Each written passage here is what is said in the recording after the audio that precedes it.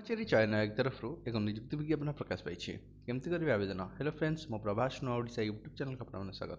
कर्मचारी चयन आयोग तरफ कनेस्टेबल पदवी में 26,146 स्थान खाली अच्छी, जो अनुसूचित जाति 3,742, अनुसूचित उपजाति 2,602, अन्य पछुआर 5,360, अर्थनैतिक दुर्बल वर्ग 3,633 स्थान संरक्षित अच्छी और 10,809 स्थान असंरक्षित अच्छी और से 26,146 स्थान मध्य 27,169 स्थान महिला उद्दिष्ट। कौन शिक्षार योग्यता प्रार्थी कि प्रार्थी दशम श्रेणी उत्तीर्ण होता आवश्यक। बयसीमा रही 18 ରୁ 23 वर्ष। अनुसूचित उपजाति जाति भिन्नक्षम 5 वर्ष और अन्य विषय 3 वर्ष बयसीमा कोल कर। निवेदन शुल्क रही 100 टंका। अनुसूचित जाति उपजाति और अवसरप्राप्त सामरिक कर्मचारी निवेदन शुल्क छाड़ कर।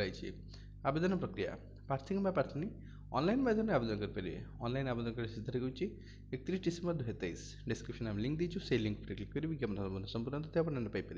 वीडियो देखने धन्यवाद। एमती नुआ नियुक्ति भित्तिक वीडियो देखने आम चैनल को सब्सक्राइब करूँ, पाखर बेल आइकन प्रेस करूँ, जहाँद्वारा आम latest video updates notification Piper. धन्यवाद।